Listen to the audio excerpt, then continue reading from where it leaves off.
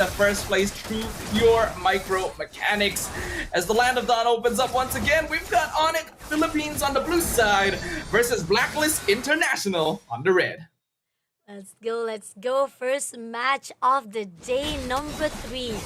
Great drafting, loving it, despite there are a little bit of unorthodox picks, but then again, we're not gonna actually judge or even uh, probably be putting too much of assumption because I know for a fact that Onic Philippine, when they want to actually get it done, they will be able to put in a lot of scrimmage coming in, a lot of actually just a teasing coming in from Kirk as well as JM. Pigman, I mean, feel like they are trying to actually go in for 1v1, a little bit slightly off, trying to actually pull in, but then again, still, there's no one to be said that they will be able to get the first blood just yet. Just a little bit of teasing from both sides.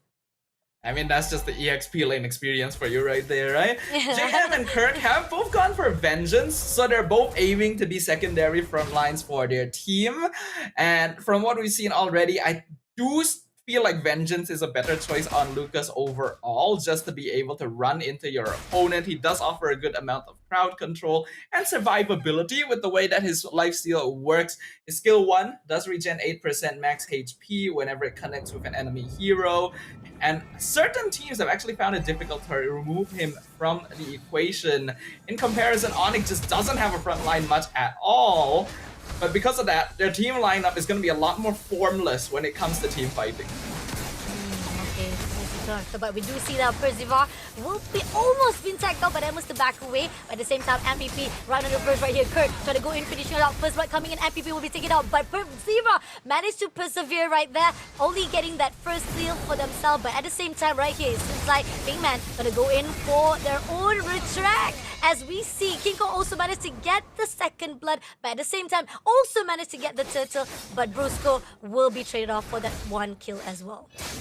It ends up being a 2-for-2 trade, but Onic comes out on top because they were able to get the turtle as well as the kill onto MP quite early on. It seemed like a pretty solid team fight initially, with JM Pigman definitely taking a very crucial role, just outputting so much early game DPS on this Lucas. But Onic dancing around. This is what I talked about with their lineup, right? You're going to have a hard time predicting exactly where every member is going to be standing. And I do like the willingness of Kirk and Briscoe to just basically throw their bodies to do as much damage as possible before dying. Okay. Right here, we do see a lot of intensity coming in from Onic. I mean, right here, even Pinkman trying to actually finish off Kirk as well, trying to go in straight away with the ulti, with the Sacred Beast as well. Oh, trying to push in a little bit too ambitious, but again, it's just trying to actually pull out and get a hold of the situation. But that 1v1 is still not going to be enough to pull through, especially the fact, even though they are already on that level 4. Yeah. Looking at the state of the game right now, what typically makes top tier teams like Onic PH scary oftentimes isn't even their micro mechanics. It's the speed at which they're able to farm the map. And even though so far the trades have been somewhat even, you can see that in 4 minutes, Onic already has built up that 1k lead. The Blacklist ideally wants to keep up with this a little bit. In comparison, their lineup is actually a lot more late game centric, right? You want to hit the Holy Crystal timing on the Joy. You want to reach around the time where you get like the third item on the Iratel, and the Valentina also ideally wants to have a few things under her belt before she's able to really do consistent DPS. Because of that, it's actually somewhat expected Onic should be in control in the earlier stages. Yeah, and this is where the fine line that Blacklist, they really have to be aware of the situation. If they go in too early on for the screams, they will be taking off a lot of hits or probably getting a lot of the cooldown. But here are not going to go in for the stun. Managed to actually lock down at least Kurt, but not going to be able to do so. Only enough with MPPs inserting himself, able to take down, but at what cost? With 2 trades already in the side of Onic Philippine itself, with the fact that even though they've tried to invest so much resources there. We can see the dynamic between these two teams' team fights just in the way that that turtle pit was approached. MP just a bit too late to try and red tree steal that from King Kong as Onic secures another neutral. But Blacklist is trying to go for the more typical front to back, right? JM was actually standing in the back line trying to see if he could CC and poke out Briscoe and King Kong, but then immediately got isolated by the rest of Onic. But now JM, Yeah, and Pinkman will be taken out by Kirk at the same time. Even though MPP was trying to help it out, but it's a bit too late. And I think a little bit of ambitious of Pinkman to actually try to pull through. Even the fact that he was already in his own beast form is still not going to be easy with the fact that Kirk and Sprints is together. normally a lineup like this with Onic can be a bit difficult to play with, especially towards the mid to late game. But in the early game, if you combo it with a well-coordinated squad, you can see just how active they can be on this map, right? Their rotations are very, very quick, very decisive, and Praxiva's already dead. Going in, almost able to take down. Oh, Pigman try to push away now. A little bit of overextension will be taken out now. At the same time, they're gonna go try to pull away. MPP try to push into Kelra, but at the same time, he will be taken out as well by King Kong. At the same time here, Haji, we gotta be careful. He's almost been taken out. Had to pull away before he became another casualty. Kelra does end up falling there, but it is a very worthy trade as it is 1-4-3 in favor of Onic, and that is with them diving the mid-tier 1 at the same time. An absolute victory here that immediately inflates their gold lead to 4.5k. Another tower dropping, Blacklist already slowly losing more and more control of the map. Hero picks like this allow Onic to be incredibly independent. They don't really need to be reliant on being together in order to make things happen, and they're able to make split-second decisions within team fights on their own terms based on what they think is going to be the most effective for the team. It is a lineup that requires a lot of faith between one another to be able to do what they each need to do. But we can see that it is working out very well. The diversion still being very active and outplayed, being caught out in the mid lane. Oh, coming in for a fight here, Super Prince, and they try to caught on. I don't think it's going to be able to do so. MPPP will take down Super Prince first of all. Kirk will be in the midst with a really good strong coming in for the push, but King Kong coming in to go in for Haji. Just a little bit more, he will be able to clear out. Now pushing in straight, Kara will be in the victim. MPP push in for the triple kill at the same time. King Kong just leading off, let Blacklist get the win because he's left all alone. Not going to allow that casualty to be taken out by Percival. Is looking for the next blood. It seems that he will try to pull away or push King Kong from their own territory, but it's a really good win coming in from Blacklist. Praxiva was actually able to steal the purple buff back away. MP gonna get the turtle, able to dash away from the curtain call as well. So Blacklist finally getting a chance to breathe in the land of dawn here. I already mentioned that Onic's lineup is very suited to their particular gameplay style, but it is more difficult to play and more risky for this particular reason. Independent gameplay that leaves a lot of trust to each member can get punished if you end up overextending before the rest of your team is really ready to respond. Oh, coming in already. Super Prince will be locked down. Taken down immediately by Outplay. At the same time right here, Kurt is right in the midst. They all hold it out straight to Kurt. By the same time, Kurt was taken down, able to take down Outplay. But at the same time, for the trade by the MPP itself. But King Kong pushing in as well. Pinkman gonna go all out straight, but it's not gonna be easy as King Kong has already moving away with Briscoe. I think Onic already knew that they probably weren't going to be able to win that last fight. They're just trying to cut their losses, but MP comes on in, gets the shutdown, and unstoppable streak on King Kong inside his own jungle. Kelra was able to get the bot tier 2, but still not the most beneficial trade for Onic Philippines as Blacklist finally getting the scaling they need and are starting to bite back on the map.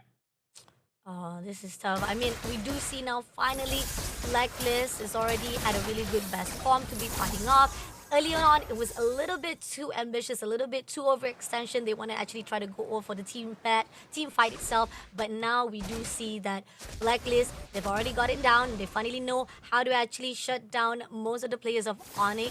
And this is where we see Blacklist will be able to actually try to turn things around for themselves. One of the big concerns about Onic Philippines lineup is that they really don't have a lot of reliable crowd control to be able to lock down MP on this Joy specifically, since they have Khalid, Roam, and CCEXP.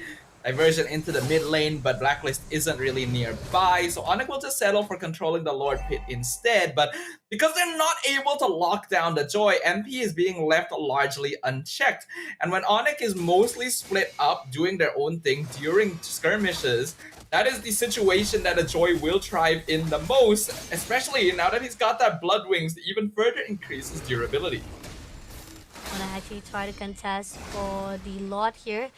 We do see Onic will try to bait out Blacklist, whether or not they want to actually try to fight off here in the midst, or will they actually just play it off with time? This is all disciplines coming in from both sides of the team. See Calra already doing some good damage. Curtain Call comes out from Kirk quite early on, but Blacklist still maintaining very safe positioning on the map. They want to pick off members first. Oh, MPPB try to go in, but King Kong will be the first one to go in all out. Avatar Guardian been invested, able to take down King Kong, but at the same time, King Kong will be shut down by JMP Man. And coming in right now, Percival also trying to push in straight. Is also trying to go in all out for Kurt, but it's not going to be enough. But MPP gonna try to finish it off, getting off that monster kill straight away to shut down, getting 2 pieces on the side. And this is where Blacklist open up for the Lord.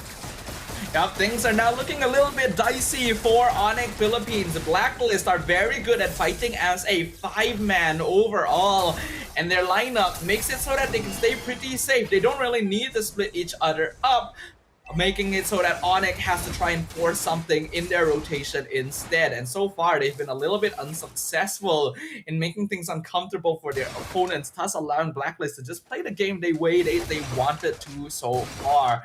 Despite everything that happened in the early game, Blacklist now leading in kill score, and the network difference is minuscule for Onic Philippines. They need a little bit more time. They ideally need more items onto Kelra so that they can really take control of the team fight. And if they can bait out the electrifying beats from MP earlier on, that's a little bit less to worry about when it comes to this mid to late game. I'm looking out right now. Turrets is falling down from the first level. Even the second level is about to be shut down as well, almost close enough. Now they're trying to clear out most of the minions who's actually already marching through, and it seems that the 2 top lanes, which is top and the mid lanes, are already been grounded off for the turret itself, only left with 1 lifeline before they go into the crystal. And on the side right here, we do see Kirk coming in to fight with Pigment. A lot of damage been put out, but at the same time here, 3 players coming in to join into the party as well. Avatar Guardian straight away into Super Prince, but it's not going to call out. But at the same time, Pigment overextension itself, is it going to be enough? No, Kirk will be shutting down that overextension, but Brusco at the same time will be traded off by Outplay. And the trade Briscoe for JM right now actually is pretty good in favor of Onic Philippines here, because this Lucas has actually been causing a lot of problems for them. You saw just how long it actually took them to remove him from the map in that previous engagement. It took like 2 or 3 players, and most of them ended up almost killing themselves because of the vengeance as well. It's because of this Lucas that Blacklist is able to take control of the fight so much more easily. I've already highlighted multiple times throughout multiple tournaments that as long as Gatot Kacha has a primary initiator on his team, then he can save the AOG for later in the fight to be a little more threatening. And this Lucas is precisely what he needs. It's lucky that Onic were able to get Super Friends out in that particular situation, but they had to commit so many resources to do so. Because of that, timing is now looking a little bit tricky for Onic. Ooh, an MVP caught in the midst of 3 players. That's not where you want to be. But then again, was able to move away as quickly as possible before being taken out by Onic. Now, things are getting a little bit peaceful in the Land of Dawn, but at the same time, they are looking forward to the second lot, as it's going to be spawning within the 4 seconds. There are certain teasing coming in. Ziva looking straight to Brusco, so looking for the discipline that is coming in from both sides of the team. Who will be trying to tease out and who will be baiting out? And knowing for a fact that Percival will try to actually get at least the Avatar Guardian to shut down or even locked on Onic players, that's where the fine line where Blacklist will be able to actually get a hold of the control. Personally, I feel like Onyx shouldn't be grouping up too much behind the Lord Pit, because they just don't have a team composition that's very good at holding position Instead, they could be sending Kelra with Super Friends onto the opposite side of the map to get some split push in, and then diversion back into the fight when it is necessary. Because they are all right here, they're not really getting too much macro done on their map. They're relying on slow pushing through the natural minion waves. Kelra being diverted into backline. And MPP almost lost lifeline right here. And Brusco will finish off the job. But at the same time, he's right in the midst. Outplay will trade him off instantly. But at the same time, Lord has already been taken out by King Kong. And now they're going to try to go in for a fight. Or will Blacklist will shut down. Avatar Guardian, been invested. Doesn't let long anyone. But at the same time, they're pushing it. And that's going to be an investment. Haji almost able to clear out. Outplay will be able to finish off the job. At the same time, Kerr almost losing lifeline. Will clear out by JM Pigman. They got the Lord. But at the same time, Blacklist clears it out for the kills. A good idea by Onic to start off with, but they're still trying to jump back in for this. No! And losing off already Percival as MPP and getting the double kill to JM Pigman and Haji all alone without Kelra here. And here on out, Kelra already spotted out his victim. He wants to finish off the job already. Lord is marching in here. MPP coming back, but MPP pushing out and a lot of damage. No! The overextension was not needed and now was taken out straight away by Onic. Punished right there. At this stage, Kelra has actually reached that final item power spike. Even the Wind of Nature baited on outplayed as Onic in a quick swing of events. It looked like they didn't get the good trade they wanted in the Lord Pit, but Kelra surviving was the true key to victory that they were eyeing here. IOG comes in, but it's not going to be enough. Avatar Guardian is just to give ideas of life to the side of Onic. JM Pigman will be taken out by Super Fins, and this is already a tough call going into outplay as well. They're clearing out the crystal immediately, getting the first win right at the dot for the first match of the day.